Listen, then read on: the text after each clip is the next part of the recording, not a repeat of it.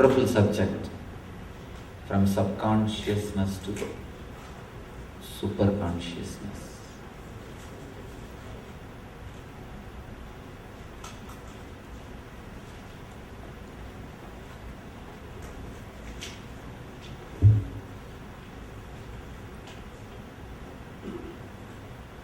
This is the subject. Actually, all the mystics, all the masters, all the saints, all the sages who walked on this planet Earth spoke about. Whatever they spoke about is nothing but this one single subject. Whatever words they might have used, whatever name you may give for that words, you may call that as Sermon on the Mount, or you may call that as a Bhagavad Gita, or you may call that as a Quran, or you may call that as a Saint Avesta, or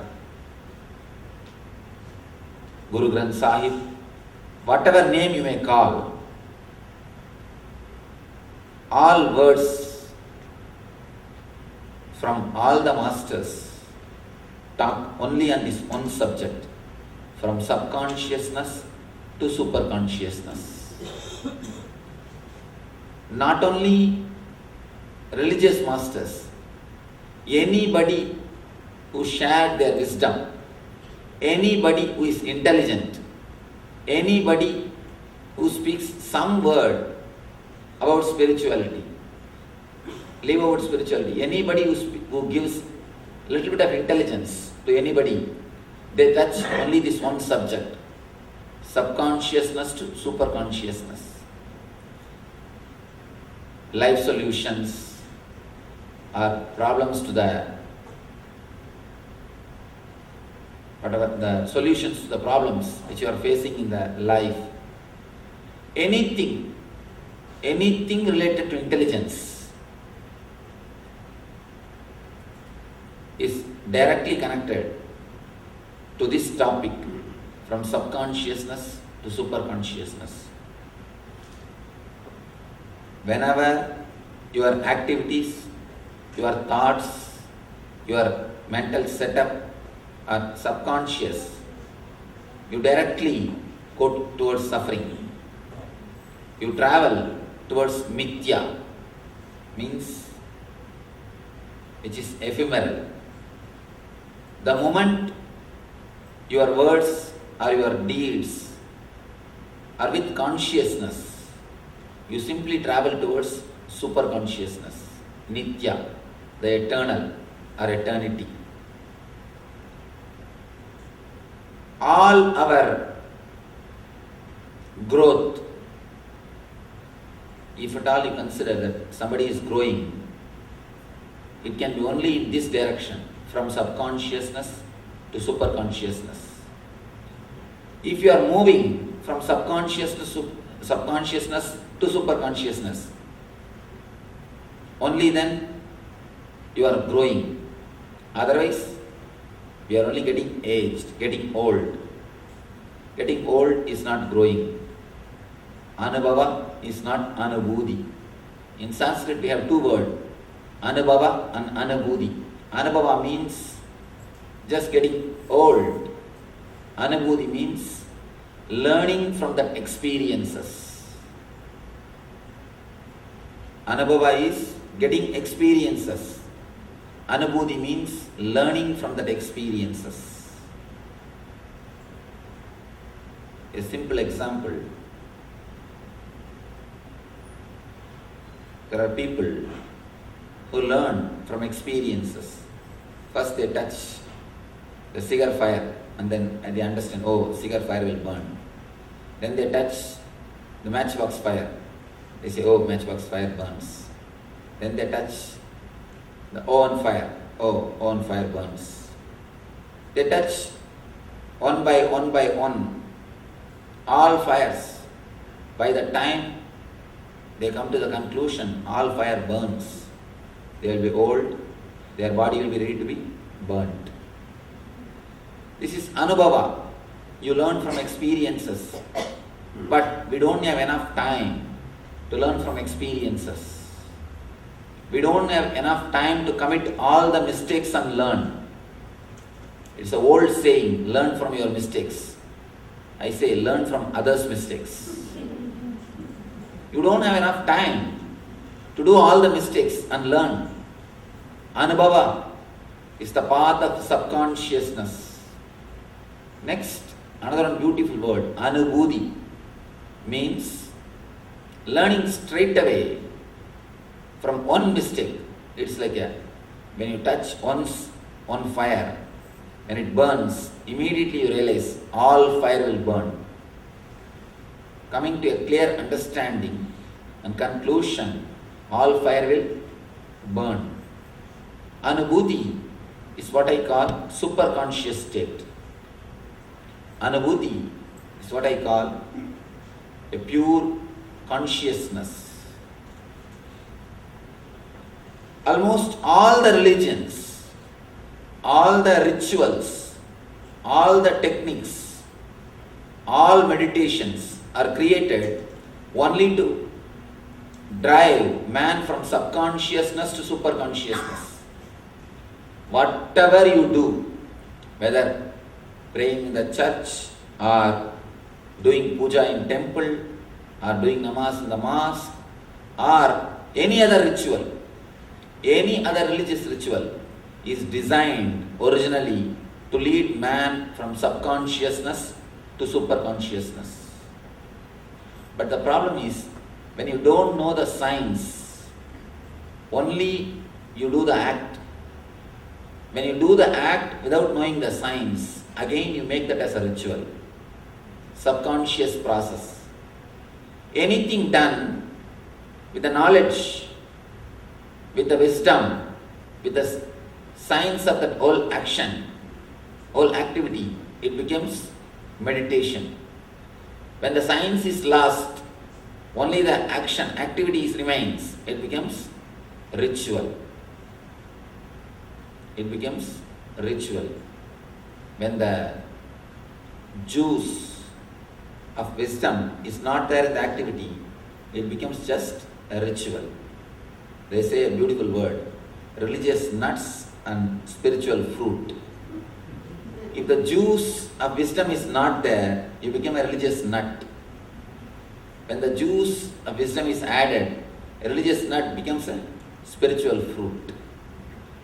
So, any ritual, any technique starts only as a technique to transform you from subconsciousness to superconsciousness. But when you don't know the science, why should it happen? What way it helps me? What way it is going to add more energy to my life, more clarity to my life, more intelligence to my life. When we don't know that, naturally, again we make the whole thing into subconscious process. If you know, even just sitting can become a superconscious technique. Even just sitting or simply inhaling and exhaling is more than enough to reach the superconscious state. With the intelligence and the right understanding, even a simple thing like inhaling and exhaling can put you into superconscious state. That is what is all about Vipassana. Vipassana is one of the wonderful meditation technique. I think the greatest gift given to the planet Earth by East is this Vipassana technique. This Vipassana technique is the greatest gift to the planet Earth from the East. Buddha's great contribution. According to me, thousands and thousands of people have become enlightened just because of this one single technique. This technique is all about inhaling and exhaling consciously, that's all. When you know the science, if you are conscious, even simple inhaling and exhaling can lead you to superconsciousness.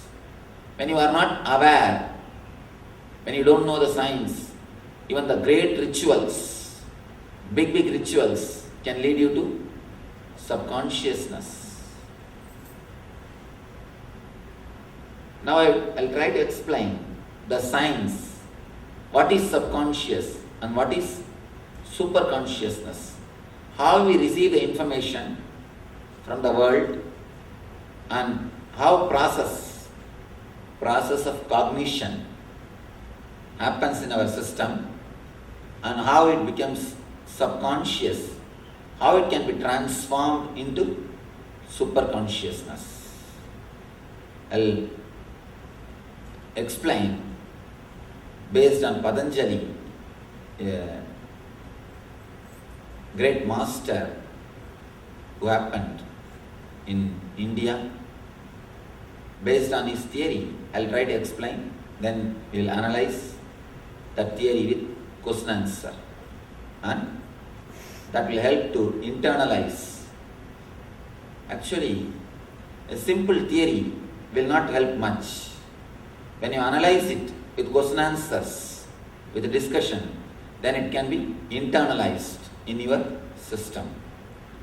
So I'll try to propose that simple theory.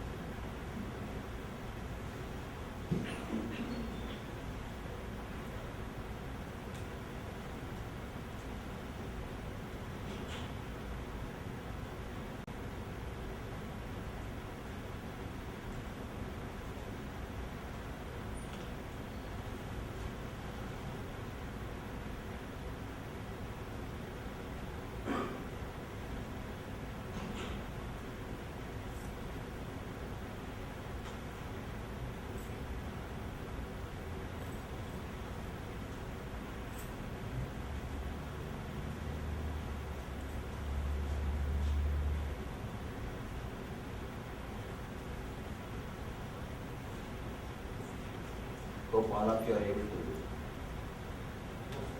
Hope all of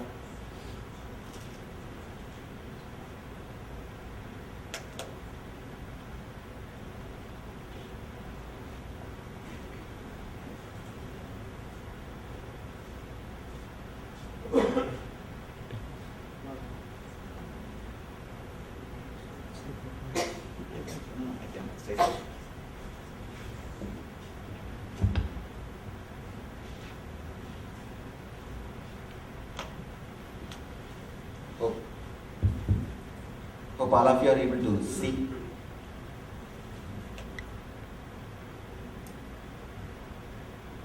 They made a cutout, but I always feel to write and show. People are not interested to see the ready-made cutouts or projection and all those things.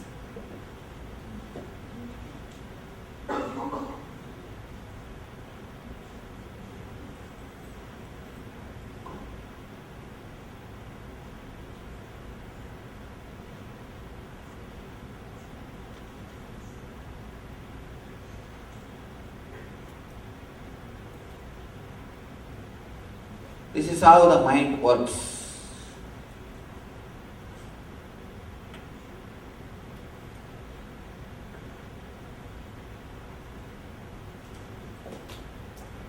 You see, here is a small diagram. I'll try to explain how we receive the information from the outer world, how the process goes on in our being.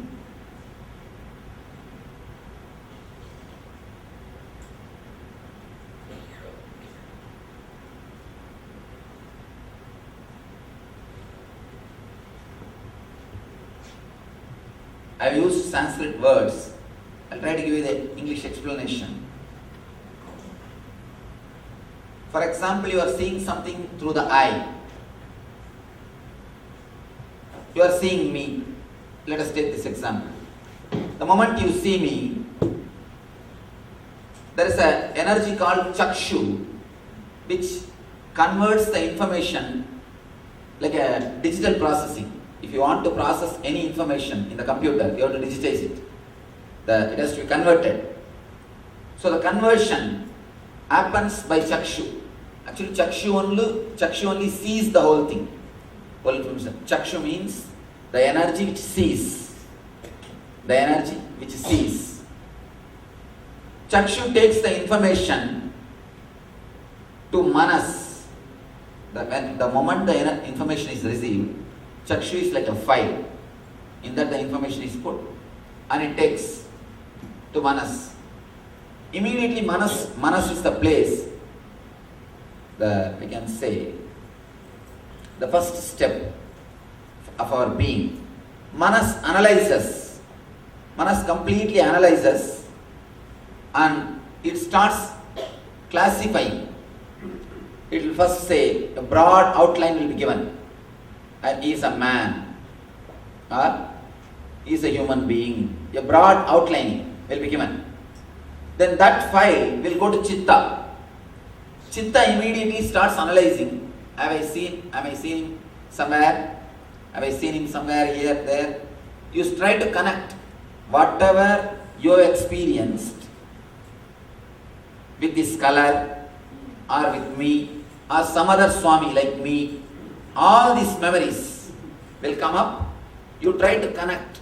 You try to connect yourself with the information which you have received.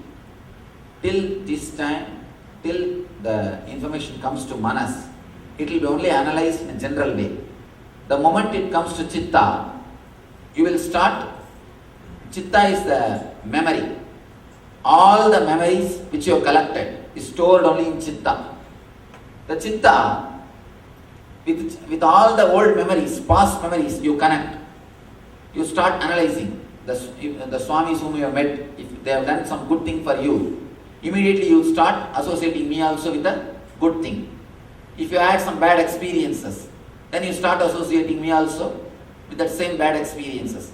So whatever process, whatever you know, with that you connect. And the file goes to buddhi. Now, buddhi will decide whether to sit here or leave. The buddhi will decide whether to sit here or leave. And if the process goes like this logically, you are safe. You are safe. But it does not go always logically.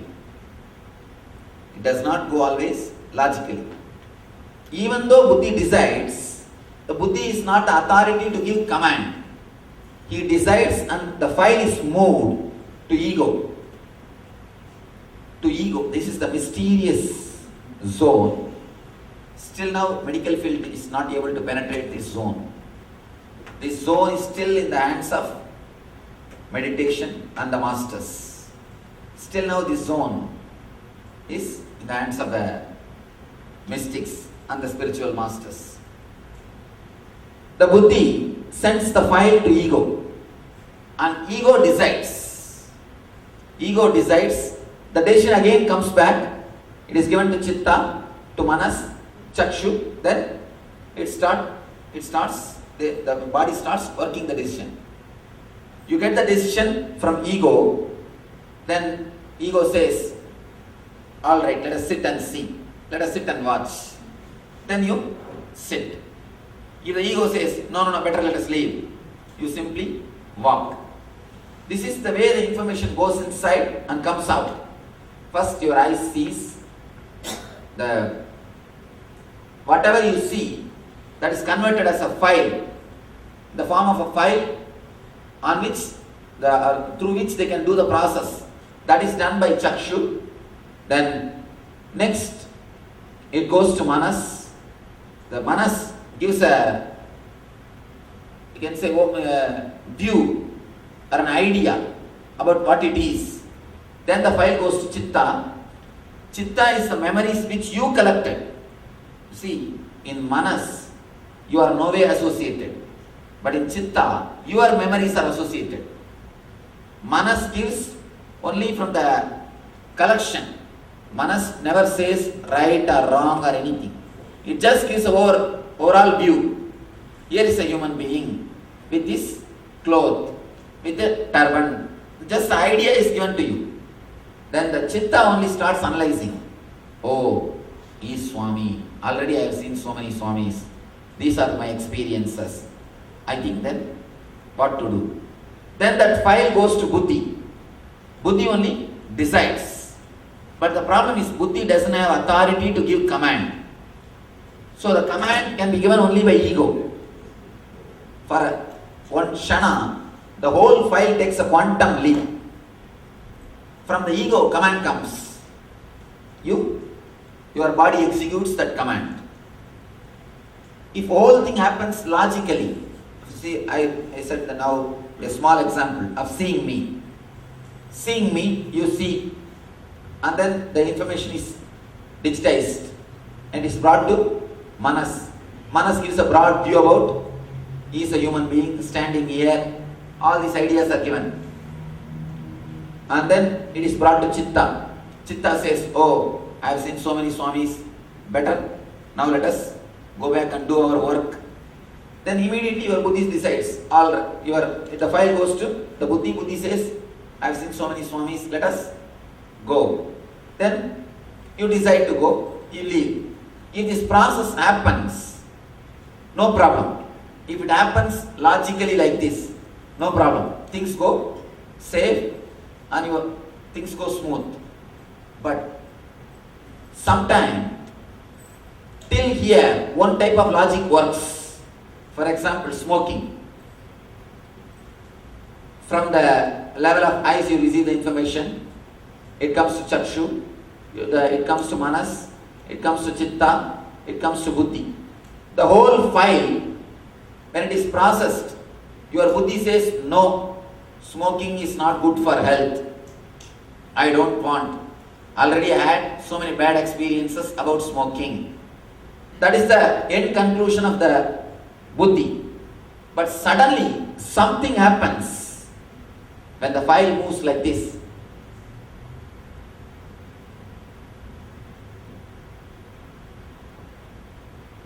When the file moves like this and it takes a quantum leap, suddenly something happens and you decide to smoke. Please understand, if things go logically, if your Buddhi's decisions are executed immediately, as it is, you are not in any difficulty. Things are really beautiful, you are safe. But many times, your Buddhi's decisions are not executed as it is. The process, your Buddhi decides, no, I will not smoke, I should not smoke. Suddenly, you see the urge and you go for smoking. When the file goes to ego and comes back, the decision is changed. You send the file to the top authority with proper note. Finally, the decision comes opposite. You can't do anything. This processing area, actually, this whole thing I call it as TP, processing time. This is TQ, the quantum leap time. This is the time the whole file takes a quantum leap. In this moment only, all your decisions are changing without your knowledge, without your control. Till this moment, the file goes logically. You analyze very clearly. First you see me, then it is digitized, then it is taken to Manas. Actually, If the chakshu is not there, you will not even see me. Many times you can see, you will be sitting and listening to music deeply. If somebody walks in front of you, you will not know. Or you will be watching a movie. If somebody calls you, you will not know. Means that chakshu or the energy behind the sense is not associated with that sense. Only with the chakshu, the information is taken in. The whole file is digitized. When the file is digitized, it goes to Manas. Manas gives an overall view. Manas, only work of Manas is excluding all other things. The Manas will say, he is not animal, he is not plant, he is not, what all is not, that all will be eliminated. All the excluding will be done. And the file will be brought to Chitta. Then Chitta will start analyzing. Oh, he is Swami. I have seen so many Swamis. Or I have seen him earlier in Los Angeles. What is my experience with him? It's good. Okay. Then the idea, yes, it is good. I had a wonderful experience with him. That file will go to Buddhi. Then Buddhi will decide, oh, I had a wonderful experience with him last time. So naturally I will have a wonderful experience this time also. That file will be sent to ego. But ego only can decide, alright, sit and listen. Or get out and go. That decision will be done only by ego. The problem is, if the ego decides according to Buddhi, you are a Buddha. If ego decides against the Buddhi, you are a Buddhu. That's all. Whole process, when the quantum leap process takes place, the whole decision changes. How it changes? Let us see. How it changes? Why it changes? For the informations to come to the sense and to reach the buddhi, it happens step by step. It takes its own time. So you have enough of awareness. Enough of awareness is there.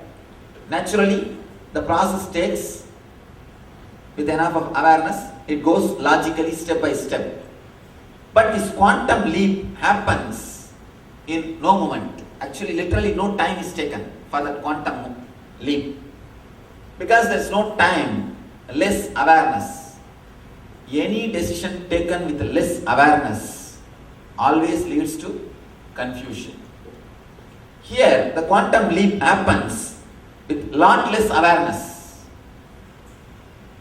If the TQ time is more than TP time, then you are a Buddha. You will take decisions with awareness. All your word, all your mental thinking, all your actions will be super conscious.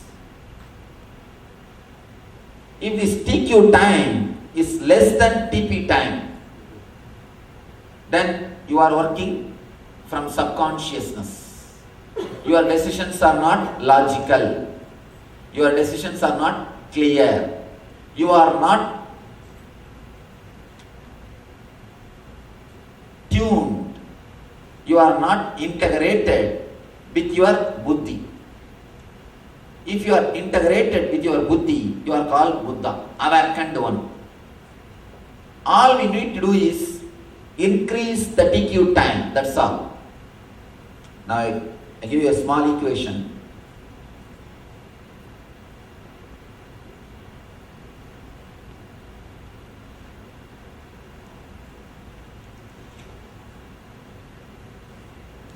If TQ is less and TP is more, you are in subconsciousness. If TP is equal to TQ, you are in consciousness.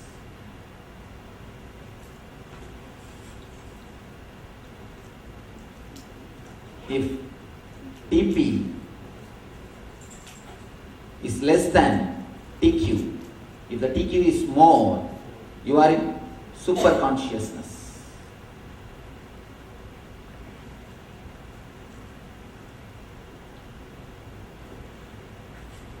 Actually, when the TQ is less, it gives you a sort of a thrill and kick.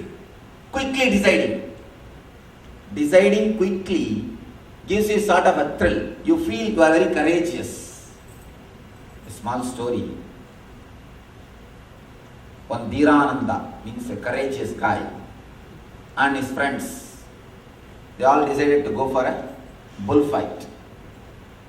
Before going, they all went to a bar and started drinking. One friend told Nithyananda, why don't you also drink? Why are you sitting? Drink, it will give you a lot of courage to go ahead and drink. The fellow said, that is what I am afraid. That is why I am not going to drink. If I drink, I may have the courage. Actually, when your TQ is less, you feel you are courageous. If you continuously decide without having the TQ or without taking time, you claim yourself as a bold person. You think yourself as a great person. The person who decides, that is what in the social way, if somebody continuously goes on making decision without thinking, what we say? We say he is a great courageous person. We say he can do so many things. He can achieve so many things. But anything great, not only anything great is achieved, satisfaction that I live is achieved only by more TQ. Only by more TQ. See, as long as this time is more than this time, you are in subconscious. Continuously you are in subconsciousness. Because the buddhi gives a different decision and ego gives different command. Tug of war goes on inside your being. Continuously the tug of war goes on. Continuously, the tug of war goes on inside your being. See, it is not getting recorded.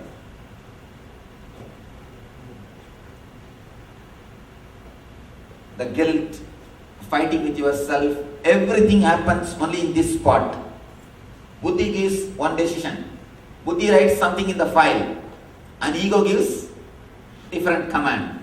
If you understand this one thing little deeply, your whole life can be transformed. Because this is a basic key with which we receive the information, process it and pass the decisions.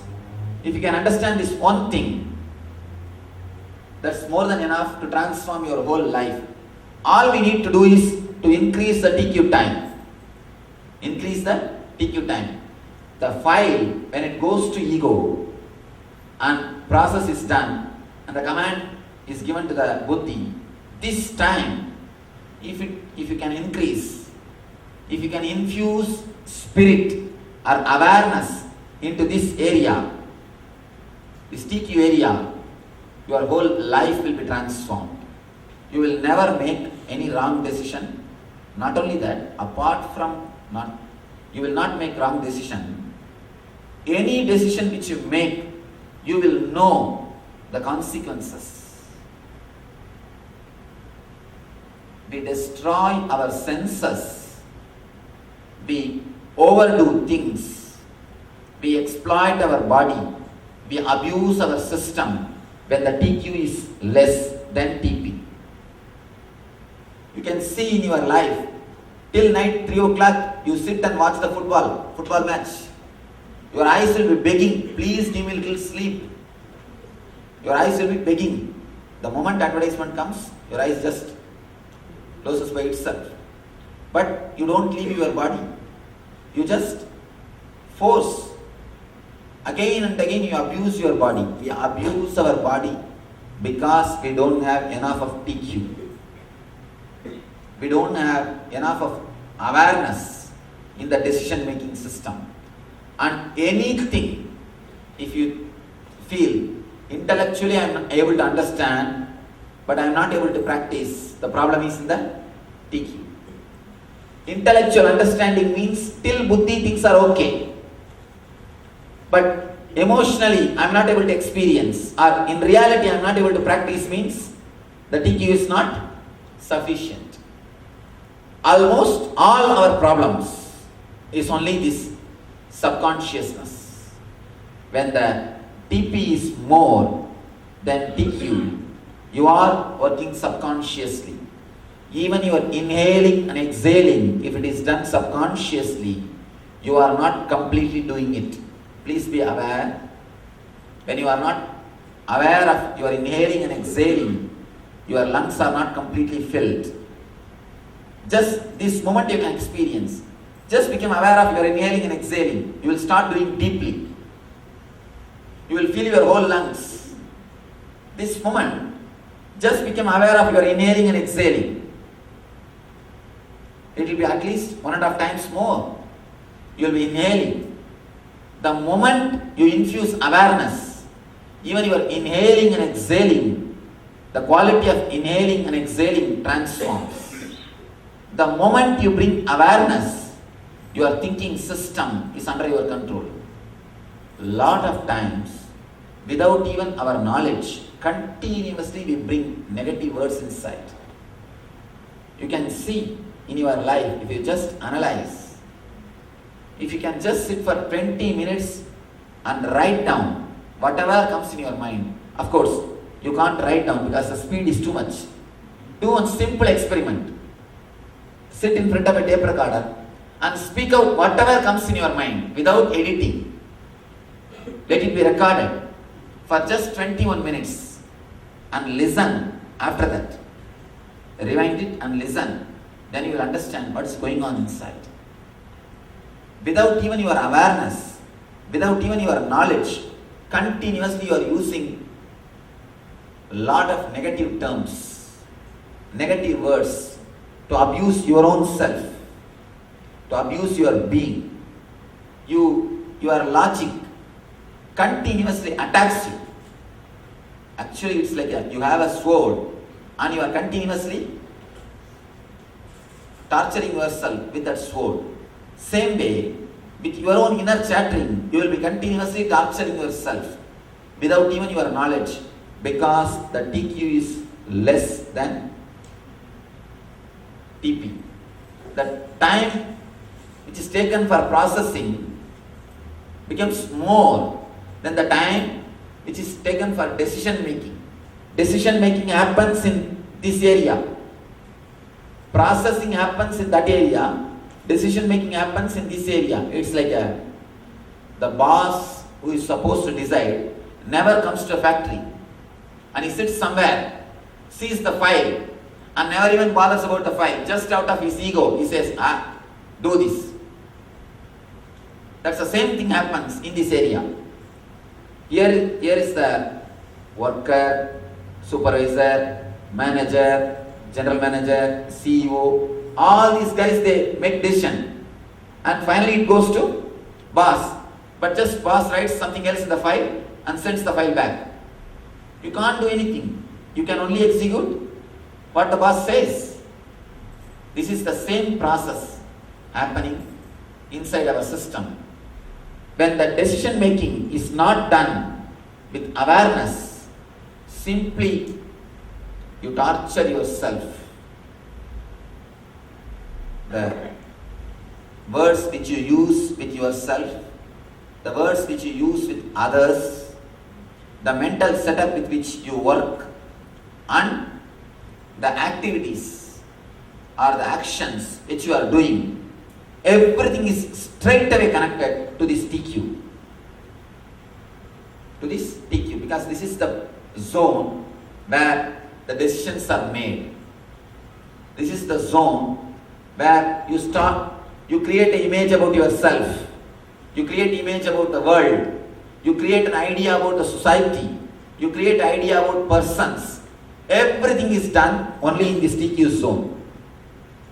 Infusing spirit in this TQ zone is what we call spirituality. Infusing spirit in this zone is what we call spirituality. Infusing consciousness in this zone only makes you super conscious. A simple inhaling and exhaling, infuse your awareness. You will start doing deeply. You will start doing deeply. And infusing awareness into your simple breathing can transform your breathing. Same way, if you can infuse the awareness into your thinking, it can totally transform your thinking. If you can infuse awareness into your activities, into your actions, simply you are transformed from subconsciousness to superconsciousness. A small example.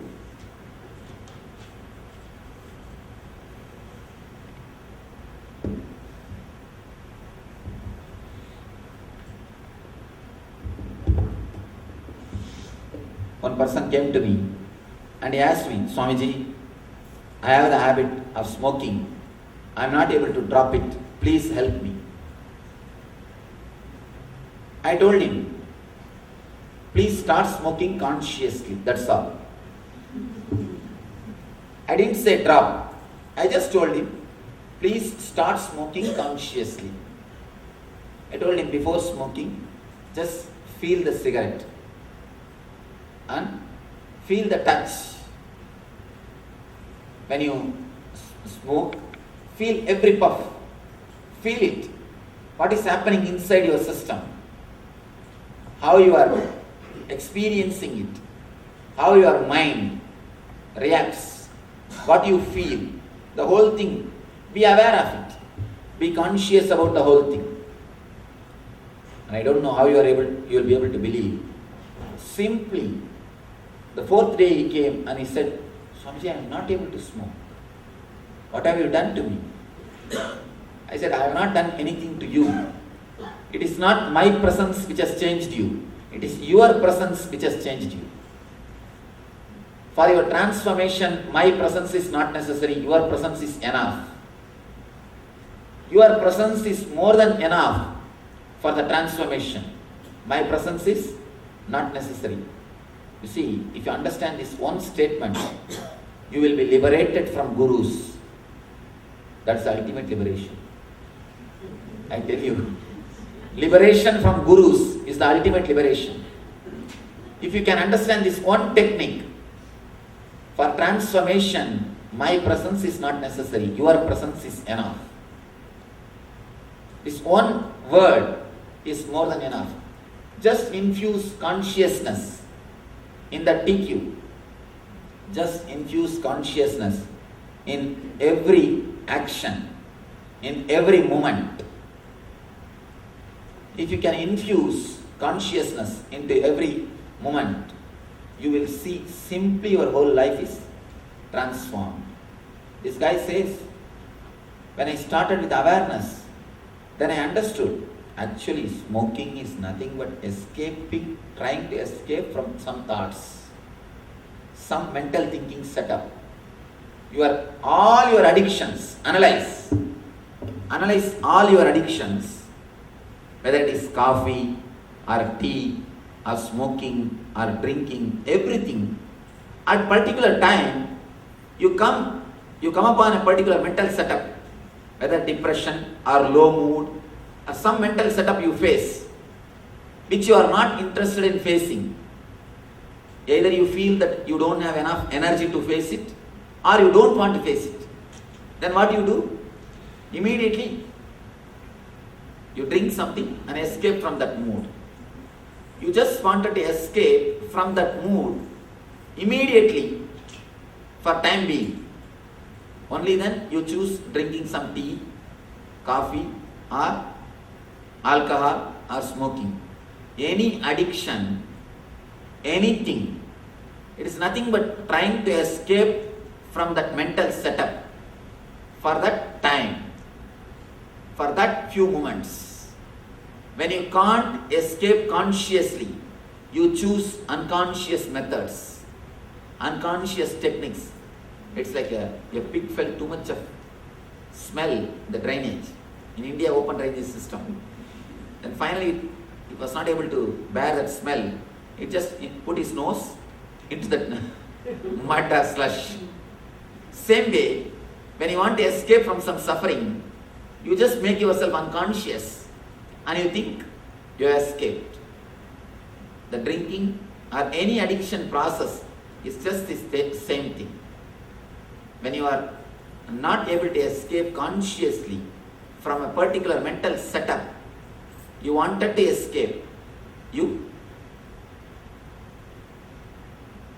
what to say, you use some outside things to make you unconscious, alcohol or drinking or anything. Anything which makes you unconscious is dangerous for the TQ. For TQ, you will not be able to make right decisions.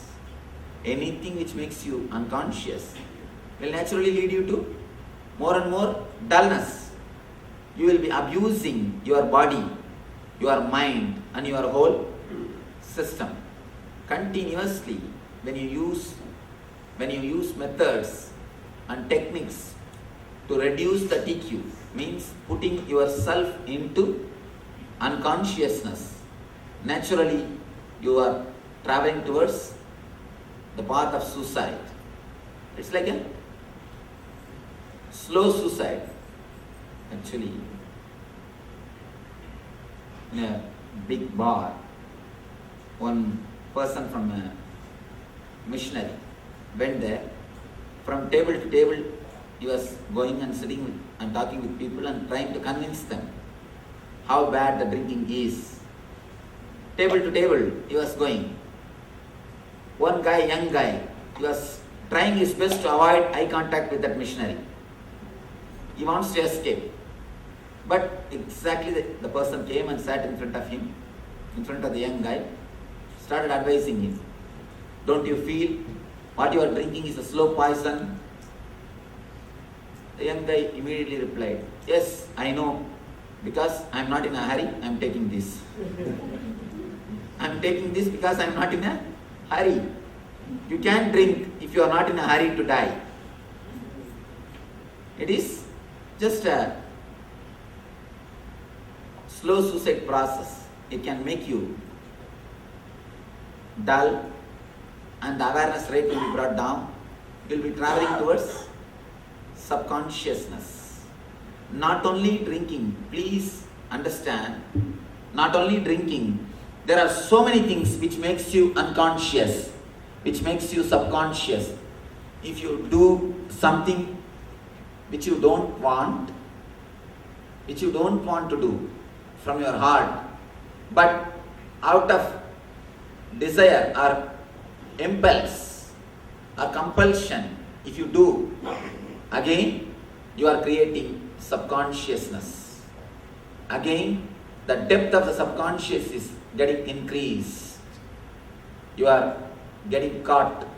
You are creating a mental setup which is more and more going to give or create trouble for you, which is going to be more and more unconscious.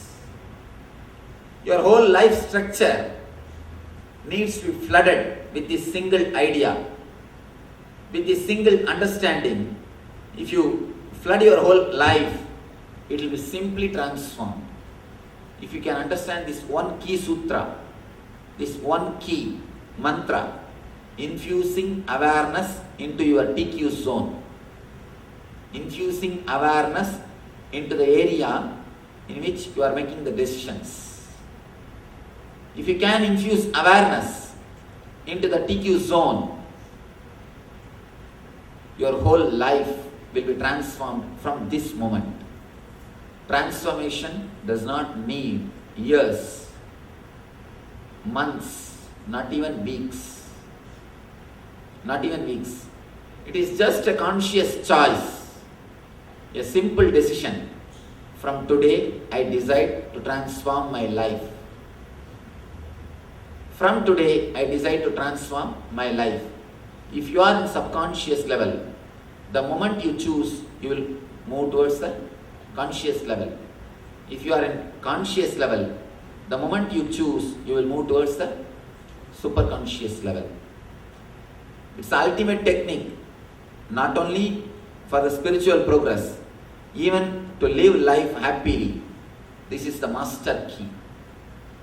Anybody, not only spiritual masters, anybody who happened on this planet Earth, any intelligent man, any person with wisdom happened on this planet Earth, if you see his teachings, if you read his words, either directly or indirectly, he will be saying the same thing. Infuse consciousness into your decision-making zone. Infusing awareness into the TQ zone is the ultimate teaching. Nothing more can be said. Nothing can be removed from this one teaching. All meditation, all spirituality, all techniques, everything is nothing but this one line. Infusing awareness into your TQ zone. Over. There is a mysterious zone in which your decisions are made. If you can infuse little bit of awareness, that's enough. You are already spiritual. You are becoming Buddha. Now, what is the way? We all know infusing awareness into your TQ zone is necessary. How to do it? How to do? A simple thing. Understand these three things. Whatever way your body moves, try to be inside your boundary. Try to be inside your boundary. Wherever you are sitting, just be inside your boundary. If you see your life, if you are in the house early morning, you are bothering about your office. If you are sitting in the office, you are bothering about the evening beach. If you are sitting in the beach, again you are thinking, when will I go back to house? One thing is sure, if you are here, you are not here. If you are here, you are not here. That has become a mental setup. So understand this first key. Just be where you are. Just be where you are. If you are here, please be here. That's the first key. Next thing, infuse awareness into your inhaling and exhaling as much as possible. Whenever you are sitting, relaxing, watching TV or driving, whatever you are doing, one thing is sure, you are breathing. Whatever you are doing, we are sure you are breathing. Why don't you infuse a little bit of awareness into your breathing? Why can't you infuse a little bit of awareness into your breathing? Whenever you remember, try to infuse awareness into your inhaling and exhaling. Third thing, bring awareness into the words which you are using with yourself. Try to bring awareness with words which you are using with yourself. Continuously you are using words towards yourself, what I call monologue. What I call monologue. Try to bring a little bit of awareness into your monologue. Bring awareness to your inhaling and exhaling. Bring awareness to your monologue and live inside your boundary. Here ends your body and here the universe starts. Please live inside your boundary. If you can live inside your boundary, you will be liberated. Understand? Life is paradox. If you live inside your boundary, you will be liberated from the boundary consciousness. The moment you start living inside your boundary, you are Jivan Mukta. Please understand, Jivan Mukta does not mean, Jivan Mukta means in Sanskrit, we call a person who is liberated when he is living. A person who achieved spiritual freedom when he is living in the body is called Jivan Mukta in Sanskrit. Liberated means, don't think you will have some special powers. Of course, special powers come when you are liberated, that is different. But liberated means the person who is living inside his boundary. If you start living inside your boundary and infuse a little bit of awareness to your inhaling and exhaling. Whenever you remember, bring awareness to your monologue, inner chattering. Don't create guilt. If you forget for a few moments, don't bother. If you create guilt, again you will be creating conflict between buddhi and ego. No. Don't create conflict between TP and TQ. Don't create guilt.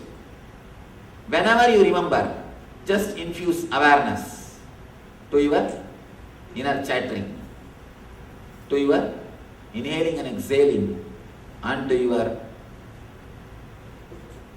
body language.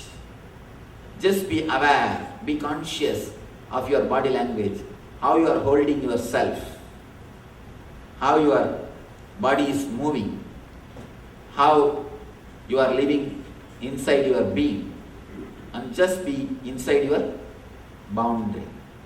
So these three simple keys can completely liberate you from subconsciousness. It can transform your subconsciousness to superconsciousness.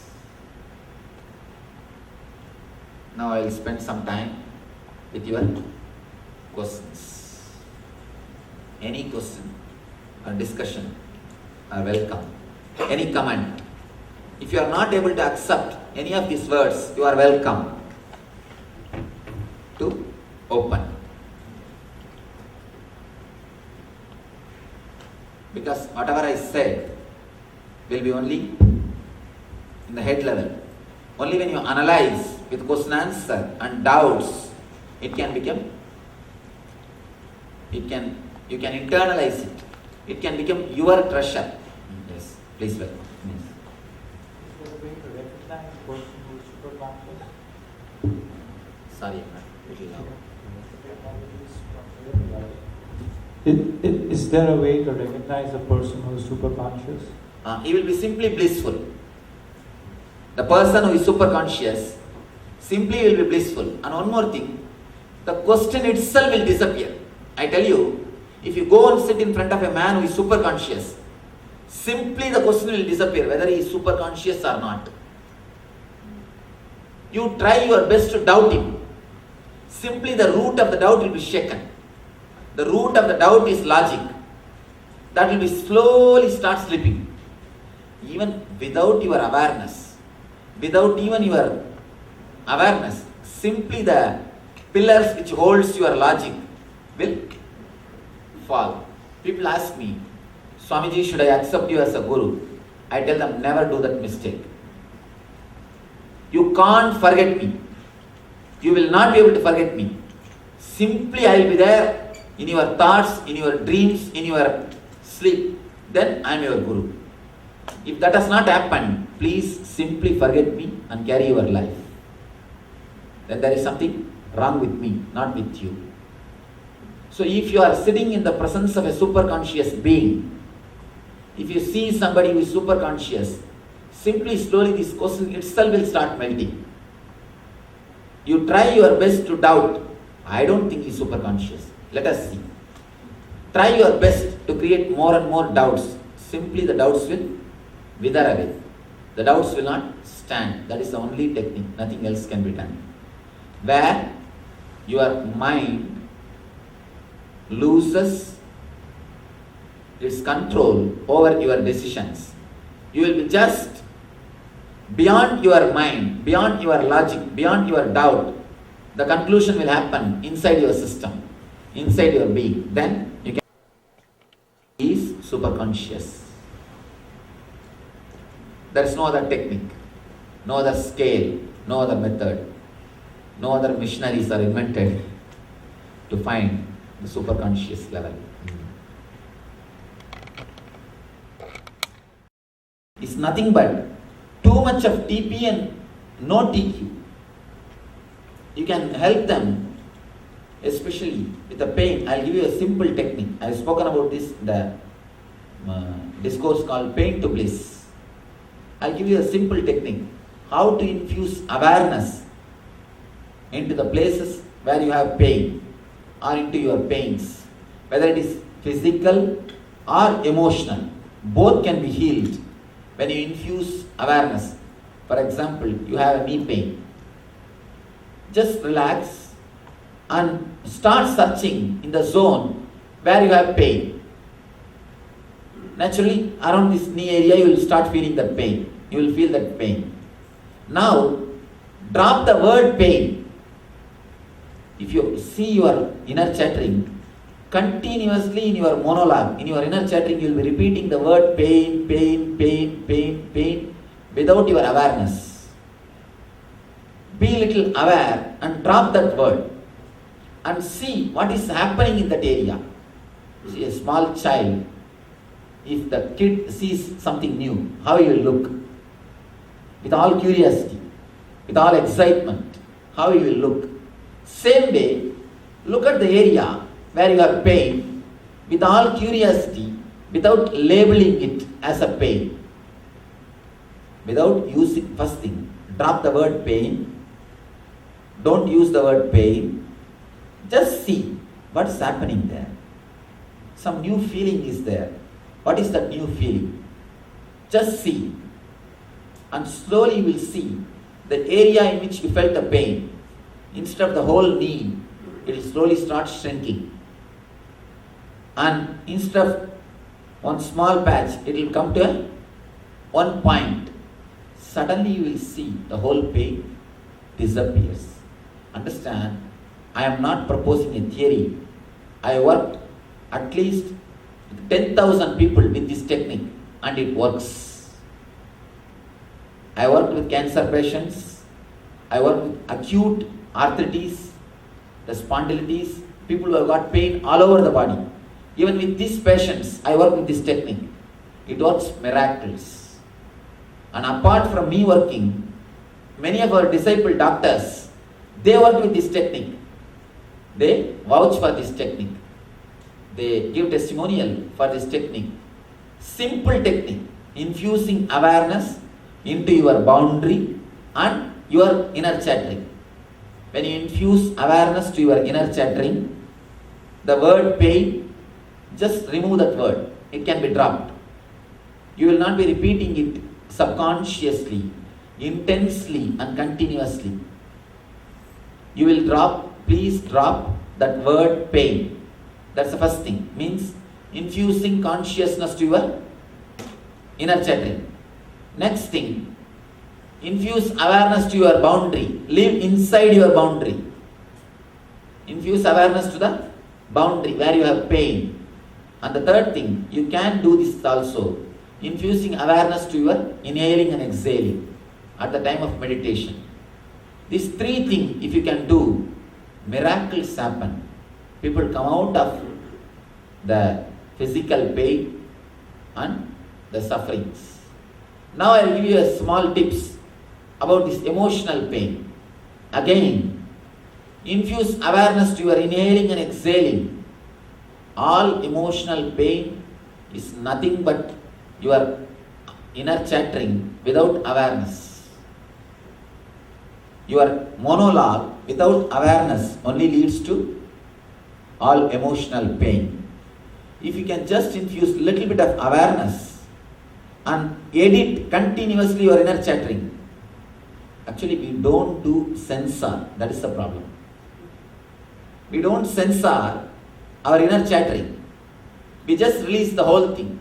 For example, if the whole movie is released as it is from the studio without editing, will anybody see?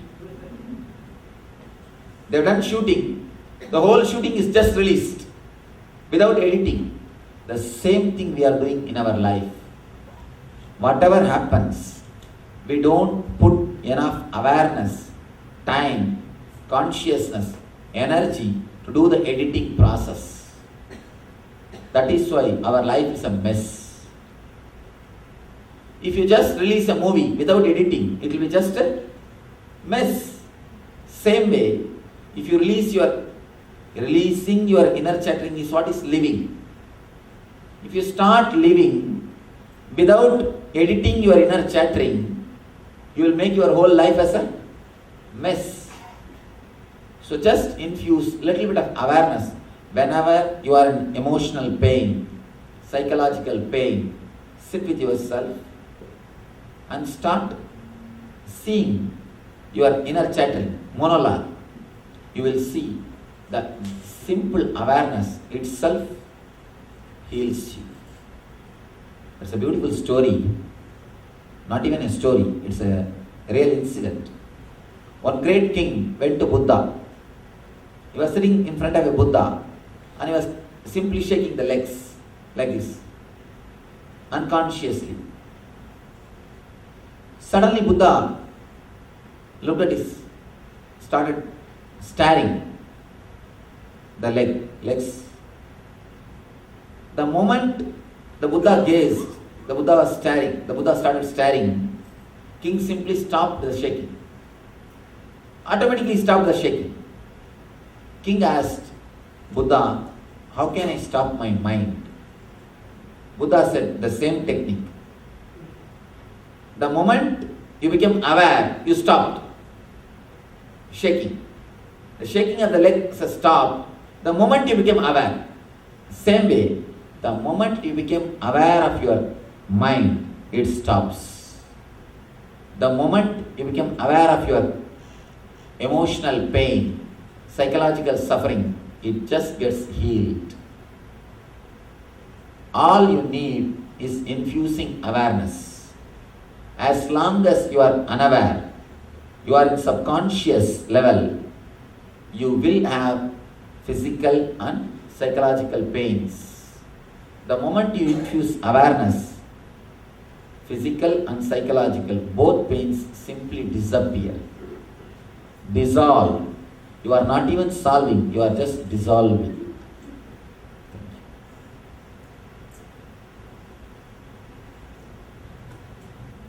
One request, before trying these techniques, please don't decide it will not work.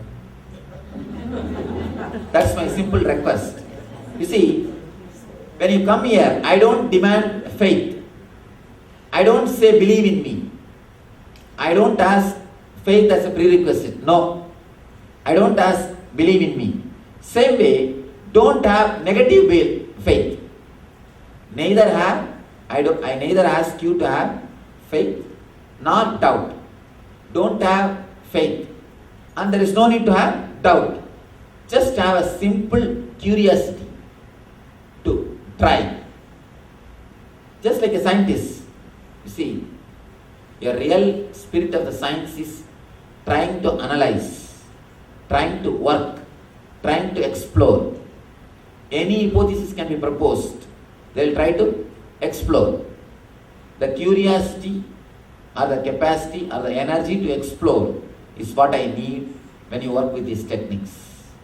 Spirituality also needs the same spirit. Same spirit which a real scientist has got.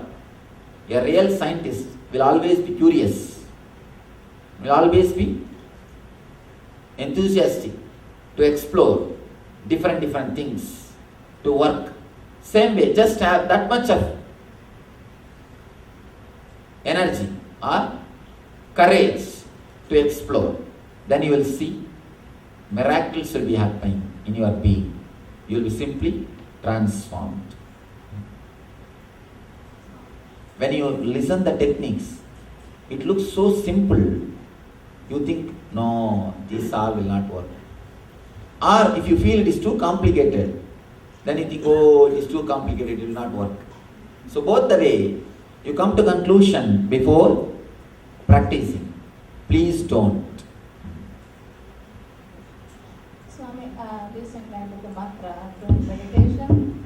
A lot of thoughts are coming. How can I stop not coming? You are doing some mantra. Yeah, I'm doing meditation. So when I'm doing Meditation of which one? Which meditation technique? I took mantra from Mamaji. Do mantra from? Mamaji? Oh, I think, sorry. A lot of thoughts are No, coming when I'm doing. any technique which is taken from some master, you should ask the advice, suggestion also from that same master. Because she wants you to grow in a particular way. So that is why she gave you some particular technique. It's a technique. I give you some suggestion, naturally there is a possibility of disturbing you. So how can I stop? So I don't know, ma, what I am saying. I should not give any suggestion. Suggestion or advice should be given only by that person. Because only she knows how much you have grown. You understand? You see, now I can give I can simply give you some suggestion. But naturally, I do not know how much it will help you. Because only the person who designed the technique, you see, only the Ford company can release spare parts for Ford cars. Only the person who launched the product can release the spare parts also. Only he knows the repairing and maintenance methods. Same way, she gave you the technique. Now only she can give you the solution. And one more thing, you must follow only her solution. You should not, I request, don't follow my solution. Because my solutions are given to the people who are practicing my techniques. That's a understanding. Yes. Yes. You have used two words to be infused in the TQ zone. Consciousness and spirit. Please little more wide. What is the difference? And how does one know? Sorry that I'm not able to hear because of the sound. You use two words Yes. relating to infusion in the TQ zone, consciousness and spirit. What is the difference and how does one know which one is, what one is doing? When you are working, it is called consciousness. When you are achieved, it is called spirit. That's all. When you are working, when you are trying to infuse consciousness, along with your consciousness, naturally few thoughts will be there. In the working time, it is called consciousness. When you are achieved, it is called spirit. It's like let me give you this small example. Consciousness is like a 18 karat gold. Spirit is like a 24 karat gold. That's all.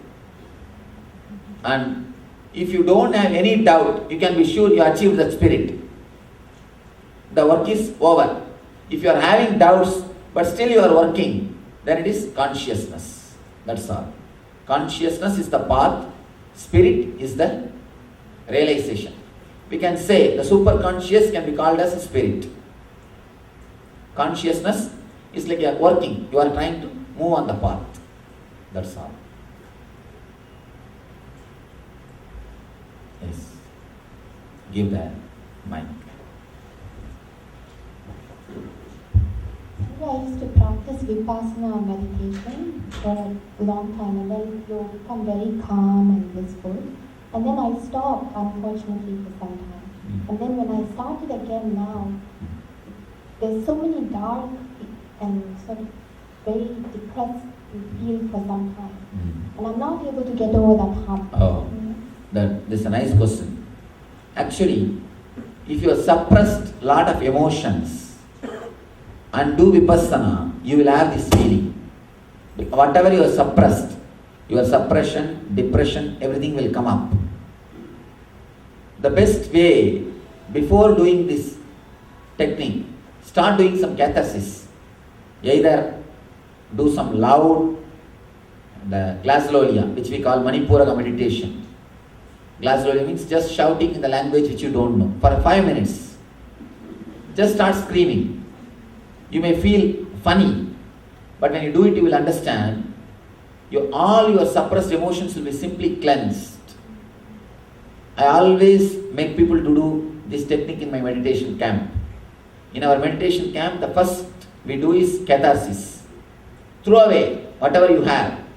See, once all the garbages are taken out, simply meditation happens to you. I will not force sanity upon you. Once the insanity is pulled out, sanity happens to you. Simply the sanity blossoms in you. Simply it happens. So before doing the Vipassana, for a few minutes, for 5 to 10 minutes, if you can just blabber or start screaming, just loud noise, do something like this, nonsensical, you will see simply your whole mind and body settles into the meditation. without falling into depression. You will vomit everything out.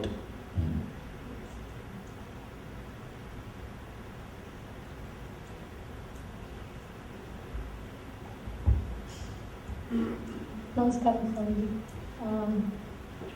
First, I would like to talk in my language so I can express my emotions. ரொம்ப சந்தோஷம் நீங்கள் திருப்பி வந்துட்டு உங்களை இந்தியாவில் பார்க்கணுன்னு try பண்ணி தான் முடியல. ஸோ மனசில் உங்களை திருப்பி பார்க்கணுன்னு எண்ணமோ தெரியல. திருப்பி இப்போ நாங்கள் ஊர்லேருந்து வந்திருக்கோம், நீங்கள் கரெக்டாக டீட்டெயில்ஸ் எனக்கு வந்து மெயில் பண்ணலாம். Last time when I attended the discourse in the temple, I had so many questions. I didn't want to ask. Some questions were I felt silly and I was kind of shy. But this time when I attended the discourse, you're actually,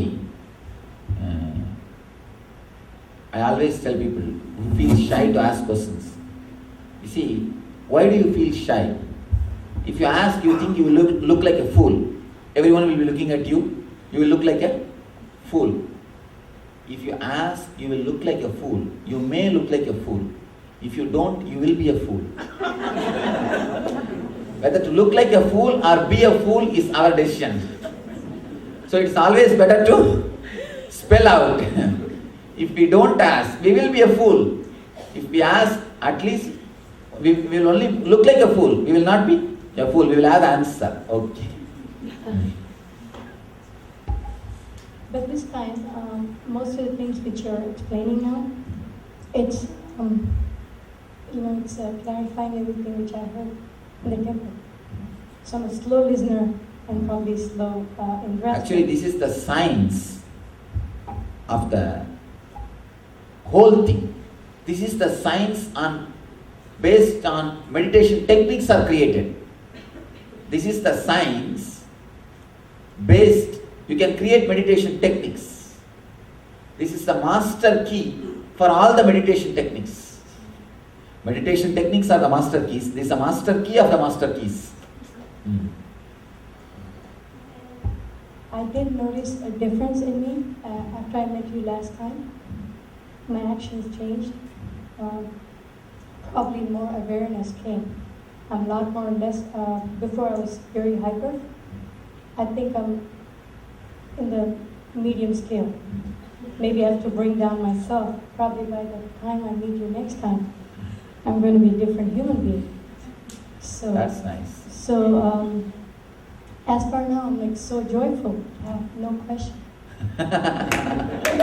That is nice.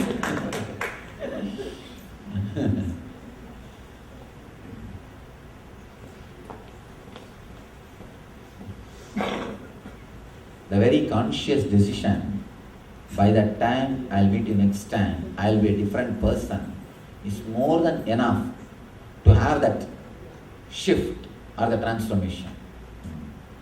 We don't respect the power of our conscious decision. Actually, first of all, we don't respect ourselves. Where is the question of conscious decision? We don't think ourselves as an entity. That is why nobody else also thinks ourselves as an entity. Because we don't think ourselves as an entity, others also don't think ourselves as a solid entity. That's a basic trouble. If you think your conscious decision is powerful, simply people will obey. People come and ask me, Swamiji, how to impress others, how to influence people. I tell them, first influence yourself. Integrate yourself. Believe that you can influence yourself and others. The moment you influence yourself, you integrate yourself, you will become such a power, such an energy. Simply people can't resist, they will follow you. Anybody whose consciousness has become a leader will simply start leading. Whatever profession you are, wherever you are, whether you are in business or a job or a doctor or a lawyer or anything, if your consciousness is a leader, you will simply lead. If your consciousness is a follower, even if you are in the CEO chair, you will be following somebody, imitating somebody. You will be imitating somebody. You will not be leader. Leader or the follower is based on consciousness. It is based on the state of your mind, not the status of your chair. Leader is a state, not status. Please be very clear. People who achieve the status without achieving the state never stayed in that status.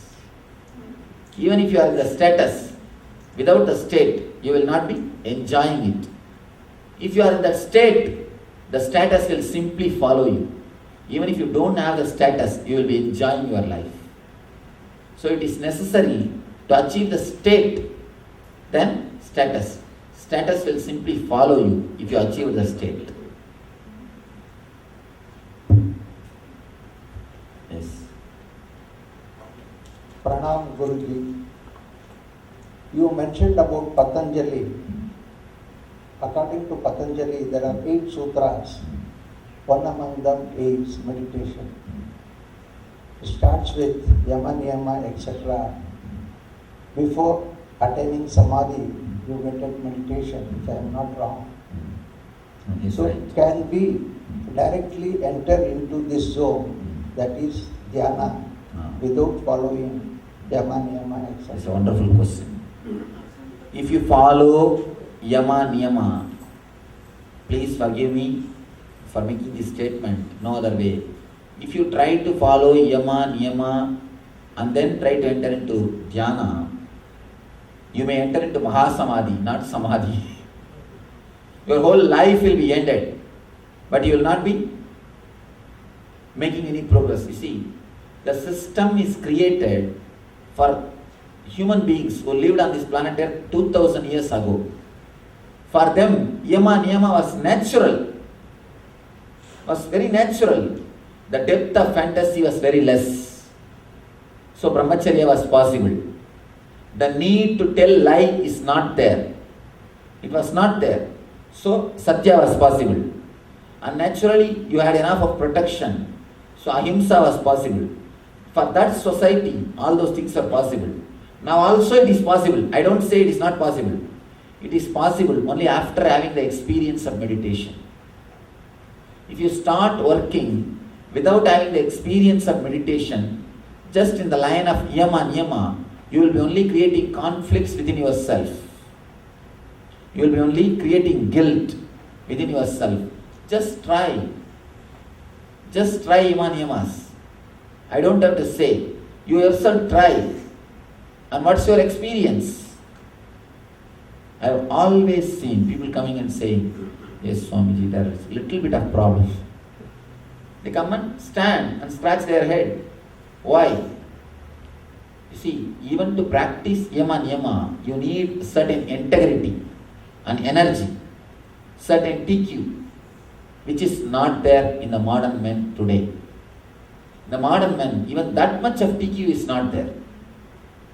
Even to follow what your buddhi says, you need a TQ. See, modern men in this modern day society, man has become simply a schizophrenia. There is nobody who can be called as normal man. The normal level itself has become abnormal. Or the abnormal level has become normal. The abnormal level has become normal. That is why they say that in the medical terms, the border level. That border level. Huh? What do you call the medical way? Borderline. I heard one of our Dr. Devotee was telling me, Swami, that borderline sanity they call. People will look almost normal. They will walk and talk, do things almost normal. But once you go near, you are gone. So that's why they say before getting married, better to live with that person at least 6 months. You will come to know whether he is in the borderline or he is okay. So the borderline problem. The abnormal level has become normal level. So all we need to do is immediately we need to do some meditation, infusing awareness, so that you can become man. Then you can go for practicing the yama, niyama, asana, pranayama, pratyahara, dharana, dhyana, samadhi. The 7 steps or the 8 steps. The 8th is the samadhi. It's not a step, it is achievement. 7 is the step. You can go for all these steps. But first, we have to become man. For that itself, you need to increase your TQ. Thank you. With your presence, I feel that I've become graduated from the under KG level to the high school, and I want to be a college graduate with your techniques, and I'm so happy to see you again, the only one technique: increase the TQ. Increase the TQ. That's all.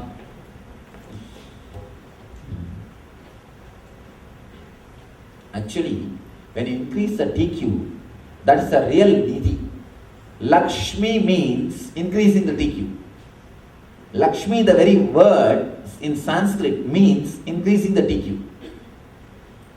When you increase the TQ, with the same house you feel more comfortable.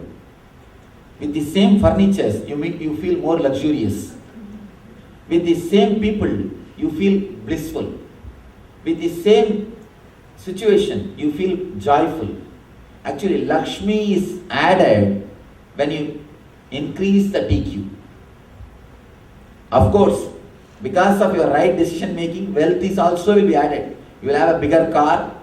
The moment the TQ becomes big, your car will become big, your house will become big, your life will become big, everything will become big. Because of your decision making power, because of your clarity, that is true. Apart from that, your being, your Lakshmitva, the capacity to enjoy, the energy of the wealth consciousness. That is what the wealth consciousness will simply increase. Increasing the TQ is what I call creating affluence. Creating affluence is nothing but increasing your TQ. Swami, we have been always taught that ego is something bad, that we should try to get rid of ego. But the way you explained, if there is sufficient TQ, the ego will let us make a good decision. You see, if there is sufficient TQ, ego will disappear into Atman. Did you see a small diagram? Under that ego there is written a small diagram I put something called Atman. When the TQ is less, you are egoistic. When the TQ is more, there is no ego. Simply the ego disappears. Ego disappears. Only Atman shines. So it is all about TQ.